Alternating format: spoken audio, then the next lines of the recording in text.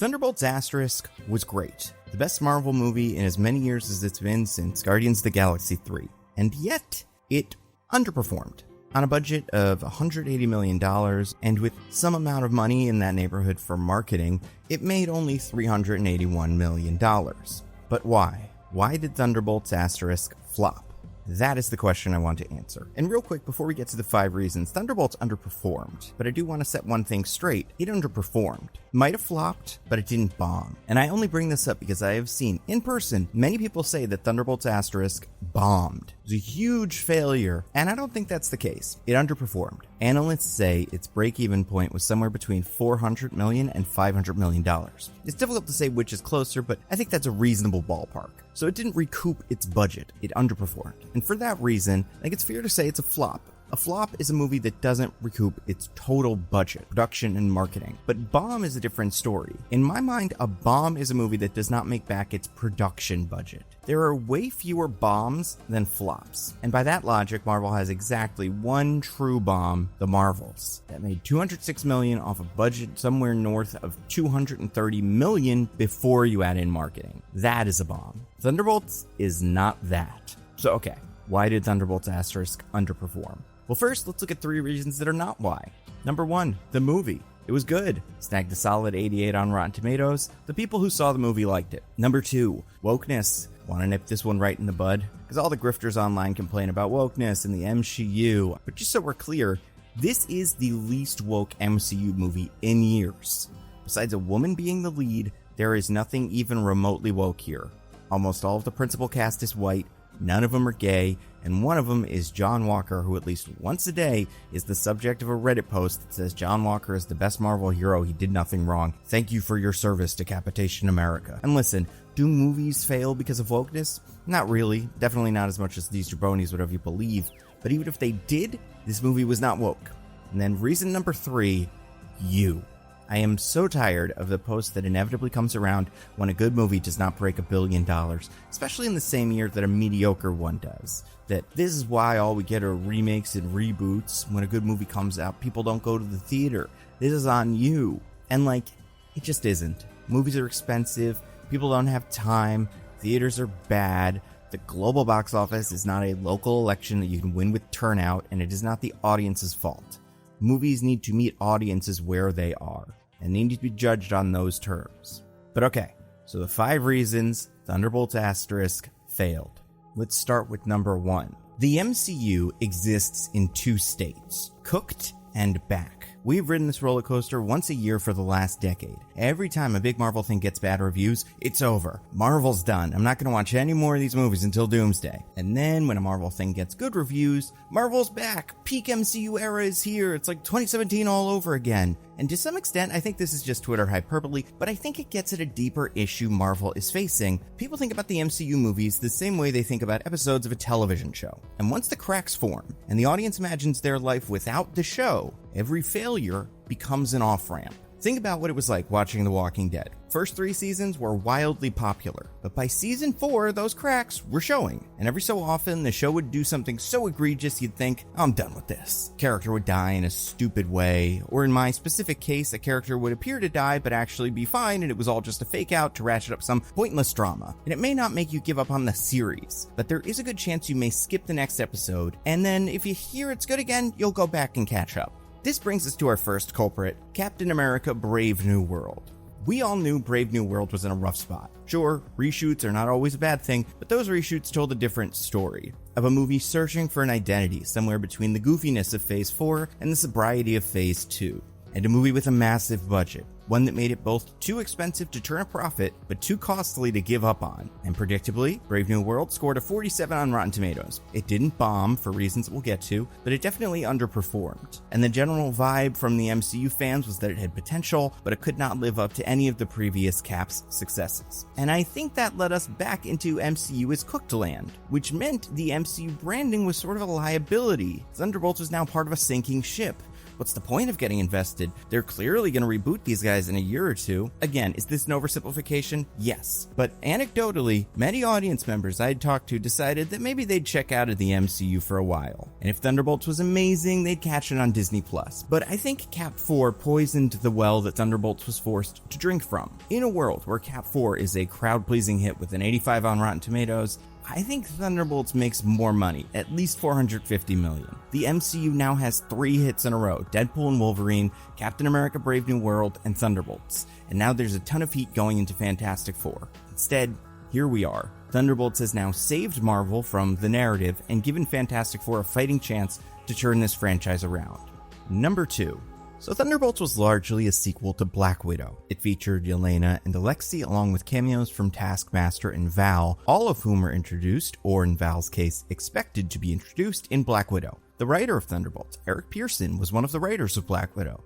And thematically, it was an action comedy spy movie in the same vein as Black Widow, but we're forgetting something. Black Widow was not a huge hit. It grossed just $379 million worldwide and another $60 million on Disney Premier Access. Now, this was the first movie Disney released in the wake of the pandemic. Theaters were just opening up, so it's not shocking that it didn't make boatloads of money, but Black Widow was also assumed by many casual fans to be non-essential MCU since it was a flashback set before Infinity War, telling the story of a character who was currently dead. Should that matter? I don't know. A good movie is a good movie, but something like Captain Marvel gets a huge boost from being released at the right time, and it is hard to deny that Black Widow was too late, largely due to big ol' sexist coward Ike Perlmutter. So, Thunderbolts was a spiritual sequel to a movie that was not a huge hit. Not only did Black Widow take home a below-average box office for one of these, it scored a 79 on Rotten Tomatoes. Not bad, but not great either. So then why did we assume people would be psyched about Thunderbolts? Well, Nando, Thunderbolts is an ensemble movie. Sure, you've got Black Widow characters, but they're only part of the team. Yeah, and then who else do we have? I guess Ghost, the villain of the movie that before Phase 4 was the Marvel low bar. And then John Walker, the villain from Captain America and the Winter Soldier, the Disney Plus show that everyone agreed sort of lost it at the end and is currently mocked for its dippy speech. Yeah, Ghost and Walker are fan favorites, but they're still fan favorites from projects that were almost no fans' favorite. Same goes for Val, who did, to be fair, show up in Wakanda Forever, but you forgot about that until I just mentioned it, so that's not a great sign. And then you have Bucky. Now, Bucky is a popular character from what many people would call the best Marvel movie, but he is a small part of this team. Understanding the Thunderbolts asked audiences to engage with 3 Marvel projects that many simply did not care for. Now, could they enjoy it if they hadn't seen Ant-Man and the Wasp that week? Of course, especially since every time 2 characters met in the first act, they just basically read their Marvel wiki page to one another. But that is not what audiences think, and expectations matter. Number 3. I don't think this was a humongous issue, but I do think it held the movie back. The Thunderbolts are by their very nature underwhelming. They're supposed to feel like a mistake, not the typical superhero movie protagonists. And I think as much as audiences appreciate complex characters, they also just like to see big giant guys in spandex punch each other. And if you look at the Thunderbolts trailers, no such spandex guy can be found. Yet there was one in the movie, the type of on-the-nose, capital big gold S superhero. The problem was, Thunderbolts, to its credit, chose to hide the Sentry from most of the marketing. And outside of some leaked shots and some toys that won't get shipped till October for some reason, they did a really good job of keeping that secret. And in the theater, the Sentry's reveal hit. But would the theater have been fuller if the trailer gave fans more Sentry? I genuinely don't know. But let's compare Thunderbolts to Brave New World, which took the exact opposite approach. The Red Hulk reveal comes even later in the film than the Sentry reveal does in Thunderbolts, and yet it was plastered over every trailer. There was not a soul who went to that movie with any expectations that did not include Harrison Ford loses control and turns into a big red monster. And which movie performed better? Brave New World. And I can't imagine Thunderbolts hiding its Superman pastiche did not hurt it a little. Now am I saying it's a good idea to spoil everything in the trailer? Of course not. But A, studies have shown that spoilers don't negatively affect people's movie-going experiences as much as it may seem. B, you can avoid trailers if you go out of your way. And C, does a less secretive trailer lead to a second Thunderbolts movie? And is that worth it? Maybe. Number 4. So here's a question. Who is the biggest star in Thunderbolts? Like, which one is a household name? Which one could open a movie overseas? Which one has hosted SNL? The answer is not really anyone. Florence Pugh is a rising star, Oscar nominated. But when you take out all the movies based on existing IP, ones where she had a supporting role, what's her biggest hit? Midsommar? Well, maybe you think the big star is Sebastian Stan. He's got a Golden Globe, an Oscar nomination. But what's his biggest non-IP hit? The Apprentice? Hot Tub Time Machine? But then maybe it's Julia Louis-Dreyfus. Seinfeld and Veep were huge. She's got a ton of awards, and she was on SNL. But then, what's her biggest movie? A Bug's Life? Which you forgot she was in until just now?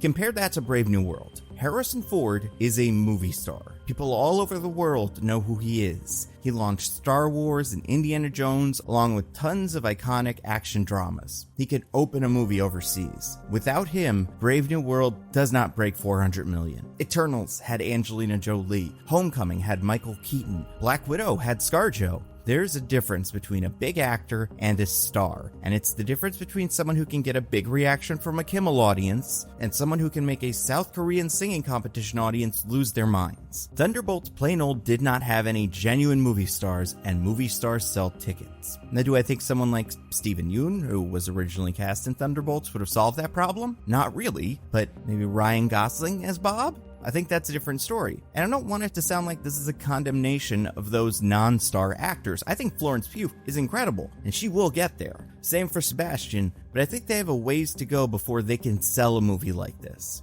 Number 5. I don't think I need to belabor this one, because the marketing seemed to learn this lesson fast. The movie should have been called the New or Dark or Secret Avengers from the start. They're nothing like the Thunderbolts that comic fans are familiar with, and in the context of the movie, they're barely even the Thunderbolts. Sure, that's what Walker sarcastically calls the team, and then Alexei grabs onto it, but they're the New Avengers now. I mean, Bucky and Bob found out that the team was called the Thunderbolts, 15 minutes before it was changed to the New Avengers?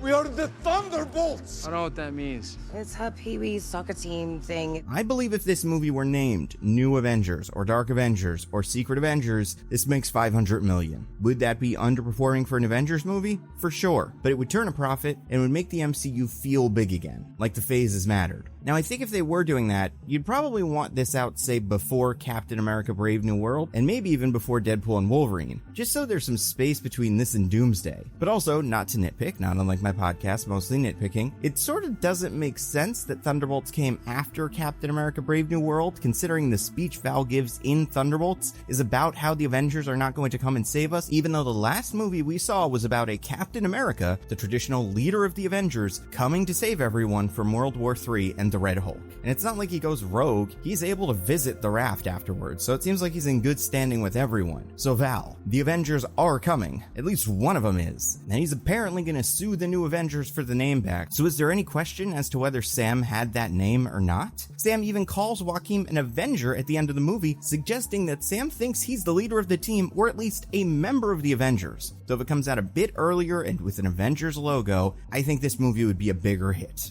So those are the reasons, Kevin Feige, who this video is for. Thunderbolts may have failed. But if anything, we failed Thunderbolts asterisk. Because it was great. And you know what else is great? Nebula.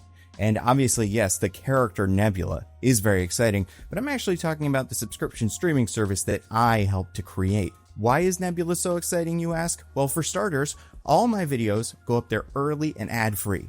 And that goes for Nando V Movies videos that go up a full cycle early, so usually like a month, or Nando Cut videos that go up maybe a day or a couple hours early, depending on how quickly those videos go out. But either way, you're going to be the first person to see all of my videos, and you get to watch them all ad-free. So that's very exciting. What else is exciting?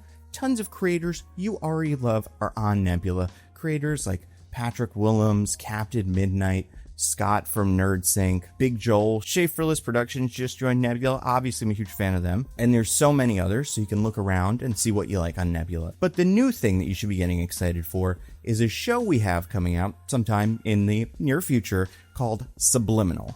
Now, this is a show in the vein of things like The Twilight Zone or Black Mirror. It is an anthology, but the episodes aren't supernatural. These are all just stories that take place in New York City, and they're all about a strange power imbalance between a couple people. You'll see what we mean eventually. I don't want to spoil it for you. There's no fun doing that.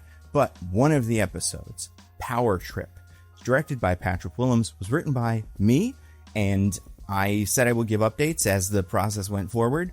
We filmed it.